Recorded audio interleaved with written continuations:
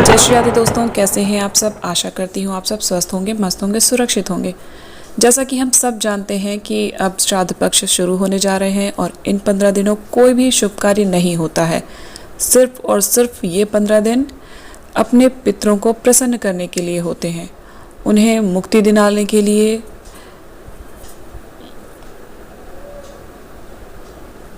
उन्हें मुक्ति प्रदान करने के लिए होते हैं ये दिन। इन दिनों में हमें ऐसे कार्य करना चाहिए जिससे कि हमारे पितृ तर जाएं। अगर उनकी आत्मा इस धरती पर भटक रही है तो उन्हें शांति प्राप्त हो और वे पितृलोक को चले जाएं। और हमसे जो गलतियां हुई हों उसके लिए हमें वे क्षमा करें और हमें आशीर्वाद देकर जाएं। दोस्तों, अक्सर हमसे ऐसी गलतियां हो जाती हैं जिससे कि हमारे पितृ हमसे रुष्ट हो जाते हैं, और क्योंकि वे वृद्ध अवस्था में रहते हैं तो हम उनकी सेवा शायद अच्छे से नहीं कर पाते, जिसकी वजह से वे हमसे क्रोधित होते हैं, गुस्से में कुछ भी उटपटांग बोल देते हैं, जो कि उनका श्राप बनकर हमारे जीवन पे असर डालने लगता है। तो दोस्तों, ये 15 दिन इसीलिए होते हैं कि हम ऐसे कार्य करें जिससे कि हमें उनके श्राप से मुक्ति मिल सके, हम उनसे अपनी गलतियों के लिए क्षमा मांग सकें जो हमसे जाने अनजाने में हुई या फिर जानकर भी हुई हैं। तो दोस्तों, इन 15 दिनों आप भी ऐसे कार्य कीजिए जिनसे कि आपके रूठे हुए पितृ आपसे मान जाए, खुश हों और आपको आशीर्वाद देकर जाएं। दोस्तों, इसे छोटा कुछ मत समझिए, बहुत बड़ी चीज़ होती है पितृपक्ष और पितृदोष। अगर किसी को पितृदोष लग गया तो समझ लीजिए वो कितनी भी पूजा पाठ कर ले, कितने भी उपाय कर ले, कुछ भी कर ले, लेकिन उसका जीवन नर्क बन जाता है। पितृदोष के कुछ लक्षण हैं, आपको बताती हूँ। अगर आपके घर में निरंतर कोई इंसान बीमार पड़ा रहता है, बीमारी जाती ही नहीं है, अगर एक ठीक होता है तो दूसरा बीमार, दूसरा होता है तो तीसरा बीमार, इस तरह से लगा ही रहता है, या फिर कोई एक व्यक्ति ही निरंतर बीमार है और बीमारी ठीक होने का नाम ही नहीं ले रही है, तो ये पितृदोष का लक्षण है। विवाह योग बच्चे हो गए हैं लेकिन उनका विवाह नहीं हो रहा, रिश्ते आ रहे हैं, सब कुछ हो रहा है, लेकिन विवाह पक्का हो ही नहीं पाता है। पक्का होता है तो शादी होने से पहले ही रिश्ते टूट जाते हैं। दोस्तों, विवाह में आ रही देरी के कारण अगर इतने प्रयास करने के बाद भी आपका विवाह नहीं हो पा रहा है तो इसका मतलब यही है कि आपकी कुंडली में पितृदोष है। चाहे कोई पंडित बताए या ना बताए, विवाह में अत्यधिक विलंब पितृदोष के कारण ही होता है। इसलिए ये 15 दिन आपको ये अवसर उपलब्ध कराया जाता है कि आप अपने पितृदोष दूर करें। दोस्तों, इतना ही नहीं, अगर विवाह के बाद संतान नहीं हो रही है, ये भी पितृदोष के लक्षण है। नौकरी नहीं मिल रही, बच्चे अच्छे खासे पढ़े लिखे सब कुछ हैं, टैलेंटेड हैं, लेकिन उसके बावजूद नौकरी नहीं मिल रही, तो ये भी पितृदोष के ही लक्षण है। बेटे में और पिता में नहीं बन रही है तो ये भी पितृदोष के लक्षण है।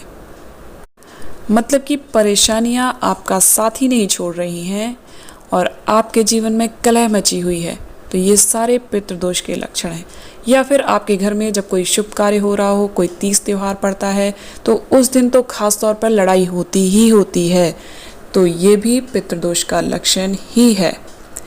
पितृदोष होने पर आपके जीवन में खुशियां नहीं रहती, सुकून नहीं रहता। तो दोस्तों, चलिए आज मैं आपको बताती हूँ कि इन 15 दिनों हमें ऐसा क्या करना चाहिए जिससे कि हमारे पितृदोष दूर हों और हमारे जीवन में भी खुशियाँ आएँ, हमारे बच्चों के विवाह संपन्न हो, नौकरी लगे, संतान की प्राप्ति हो, जीवन में खुशियाँ और सुकून आए। आजकल जीवन में हर कुछ मिल जाता है, बस सुकून की ही कमी है, जो कि हमें ये उपाय करने से सरलतापूर्वक मिल जाएगी। दोस्तों, अक्सर देखा गया है पंडित जी बता देते हैं ये पूजा पाठ करवाइए, ये हवन करवाइए, वो हवन करवाइए, इससे आपके पितृदोष दूर होंगे।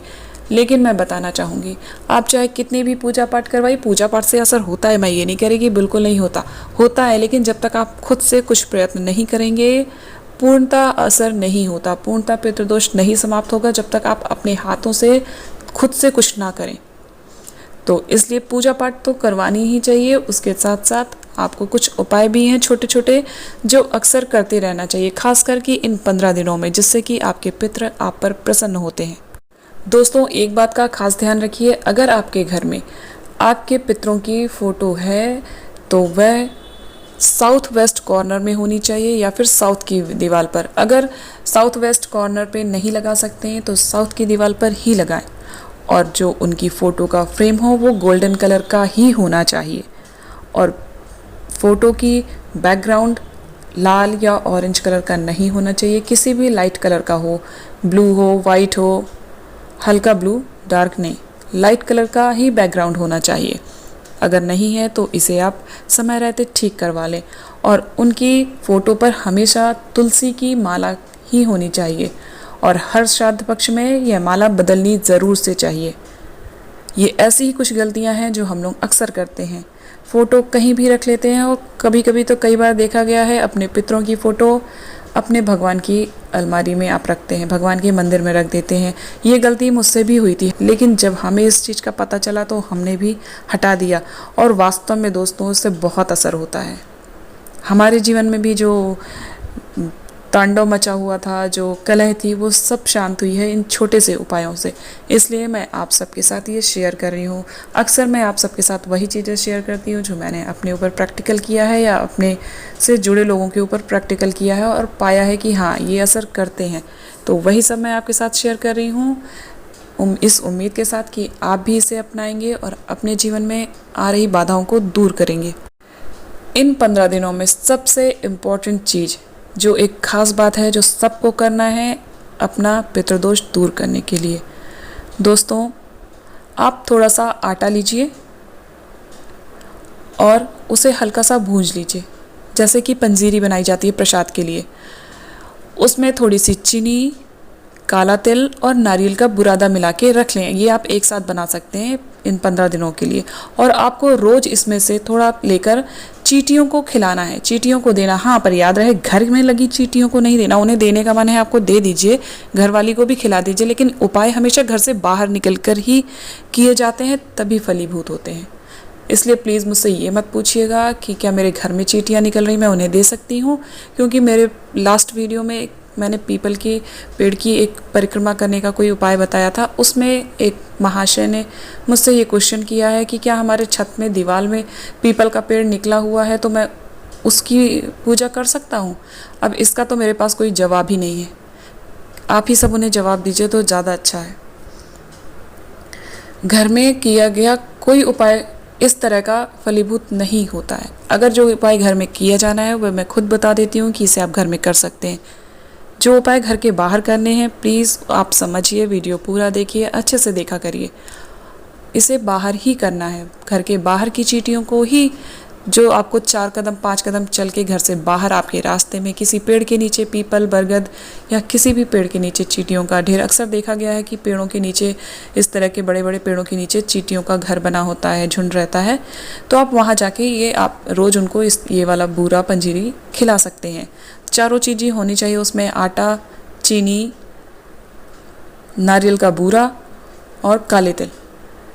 और आप ये आटा डालने से पहले एक बार हाथ जोड़कर अपने पितरों से क्षमा मांगें कि आपसे या आपके परिवार में से किसी से भी इस जन्म में या पूर्व जन्म में या इस जन्म में जो भी गलतियां हों उसके लिए क्षमा करें और हमें आशीर्वाद दें।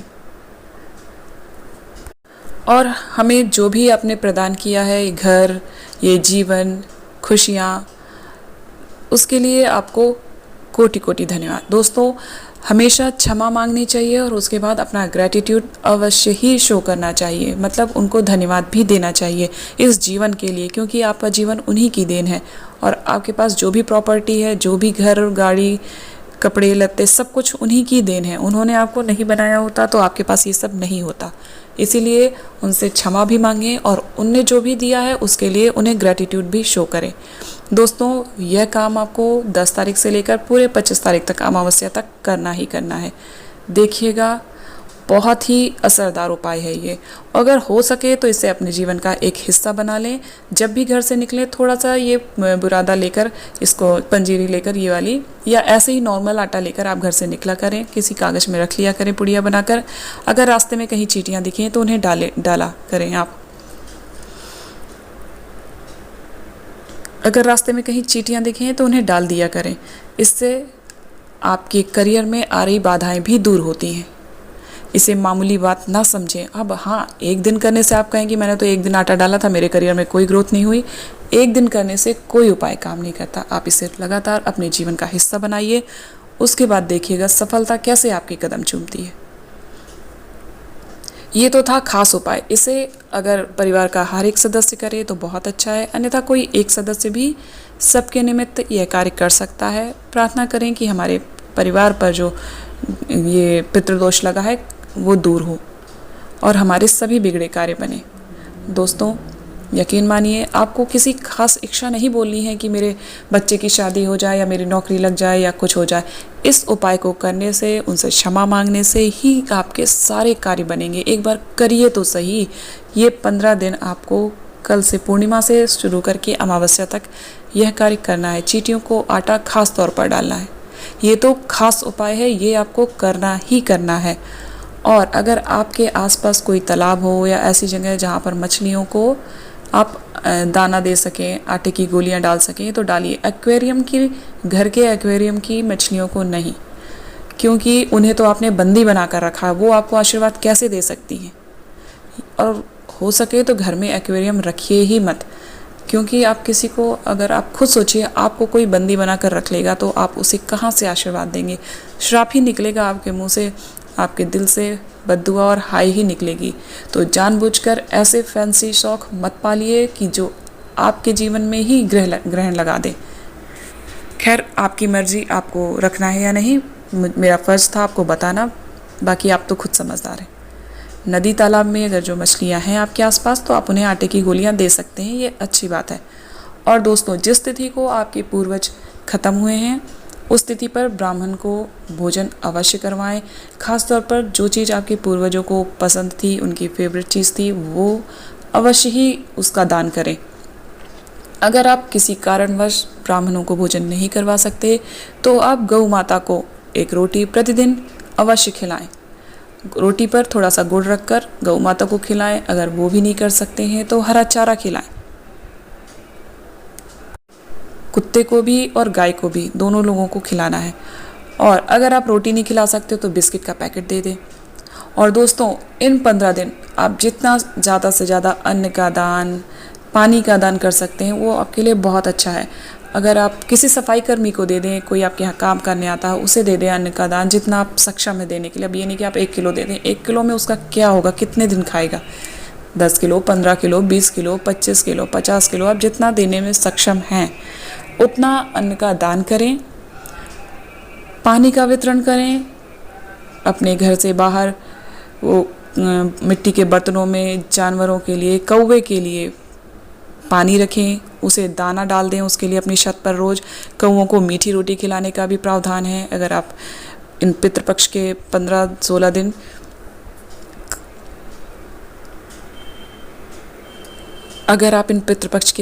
दिन कौवे के लिए मीठी रोटी बनाकर छत पे डालते हैं तो बहुत अच्छा होता है। कहते हैं कि पितृ आपके कौवे के रूप में आते हैं अपना भोजन का भाग ग्रहण करने, और अगर आप उनके लिए नित्य प्रतिदिन कुछ रखते हैं खाने के लिए तो वे आपसे खुश होकर जाते हैं।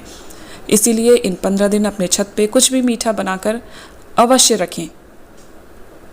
अगर आपका वो कौवा आकर खा लेता है तो बहुत अच्छा है। समझ लीजिए आपके पितृ आपसे खुश हो जाएंगे और आपको आशीर्वाद देकर ही वापस जाएंगे।